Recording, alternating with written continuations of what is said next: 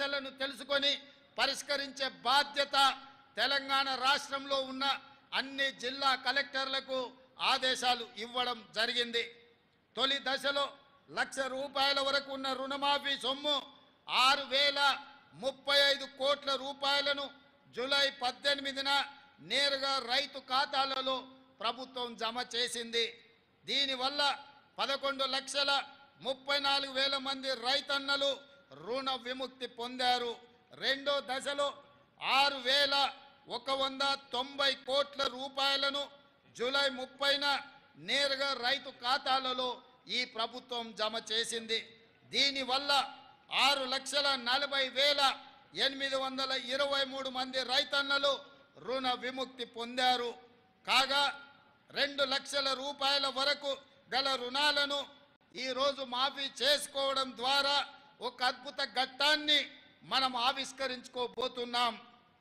దేశానికి స్వతంత్రం వచ్చిన రోజే తెలంగాణ రైతుకు ఆర్థిక స్వతంత్రం వచ్చిందని ఘనంగా చెప్పుకునే రోజు ఈ రోజు. ఈ కార్యక్రమంతో మా జన్మ ధన్యమైందని మేము భావిస్తున్నాం. ఎందుకంటే దేశానికి పట్టెడు అన్నం పెట్టే అన్నదాత సుఖ సంతోషాలతో ఉంటే దేశం సుభిక్షంగా ఉంటుందని మేము ప్రగాఢంగా విశ్వసిస్తున్నాం.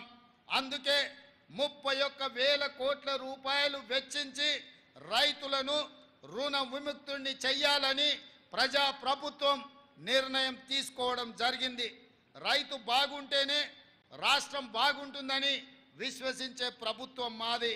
అర్హులైన రైతులందరికీ రైతు భరోసా పథకాన్ని ఎకరానికి 15,000 రూపాయల చొప్పున అందించాలన్నది మా ప్రభుత్వం యొక్క సంకల్పం. గతంలో అమలు జరిగిన రైతు బంధు పథకం కింద ఎకరాకు ప్రతి సంవత్సరానికి 10,000 రూపాయలు మాత్రమే ఇచ్చారు. అది కూడా అనర్హులకు, సాగులో లేని భూమి యజమానులకు, రియల్ ఎస్టేట్ వ్యాపారులకు కూడా లబ్ధి చేశారు. దీనివల్ల ప్రభుత్వ ధనం దుర్వినియోగం కావడమే తప్ప రైతు ప్రయోజనాలు నెరవేరలేదు. మా ప్రభుత్వం రైతు భరోసా పథకాన్ని సక్రమంగా అమలు చేయాలన్న లక్ష్యంతో విధి విధానాలను రూపొందిస్తుంది. దీనికోసం ప్రభుత్వం మంత్రివర్గ ఉపసంఘాన్ని నియమించింది. ఈ ఉపసంఘం రాష్ట్ర వ్యాప్తంగా పర్యటించి రైతులు, రైతు కూలీ సంఘాలు, అదేవిధంగా మేధావుల నుంచి అభిప్రాయాలను సేకరించింది. వాటిని పరిగణలోకి తీసుకొని విధి విధానాలు రూపొందించి త్వరలో రైతు భరోసా పథకాన్ని ప్రారంభించుకోబోతున్నామని తెలియజేయడానికి నేను చాలా సంతోషిస్తున్నాను. మన రాష్ట్రంలో వరి సాగు చాలా విస్తీర్ణంగా జరుగుతుంది.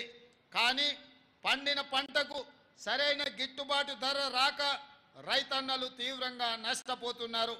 రాష్ట్రంలో సన్న రకం వరి ధాన్యం సాగును ప్రోత్సహించేందుకు క్వింటాలుకు 500 రూపాయల బోనస్ చెల్లించాలని నిర్ణయించాం. దీనికి 33 రకాల వరి ధాన్యాలను గుర్తించాం. రైతులకు గిట్టుబాటు ధరను కల్పిస్తూ కొనుగోలు కేంద్రాల ద్వారా ధాన్యం కొనుగోలు చేస్తున్నాం. రైతు సౌకర్యార్థం మొన్నటి రబీ సీజన్లో ధాన్యం సేకరణ కేంద్రాలను సంఖ్య 7,178కి పెంచాం. రైతుల నుంచి కొనుగోలు చేసిన ధాన్యానికి 48 గంటల్లోనే చెల్లింపులు చేస్తూ వస్తున్నాం. వ్యవసాయానికి 24 గంటల ఉచిత విద్యుత్తును అందిస్తున్నాం. నకిలీ విత్తనాల అక్రమార్కులపై మా ప్రభుత్వం ఉక్కు పాదంతో అణిచివేస్తుంది. అదేవిధంగా రైతులకు పంటల బీమా పథకం వర్తింపజేయడానికి ఈ సంవత్సరం నుంచి ఫసల్ బీమా యోజన పథకంలో చేరాలని నిర్ణయించాం.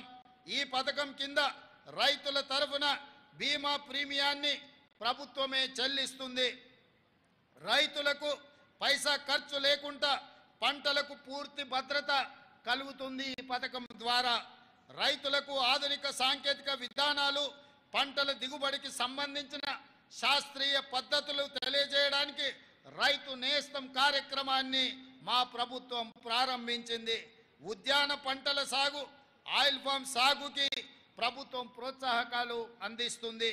అదేవిధంగా భూమి లేని రైతు కూలీలు దుర్భర జీవితాలు గడుపుతున్నారు. రోజు కూలీ చేసుకుంటూ కూలీ దొరకని నాడు కుటుంబాలను పోషించి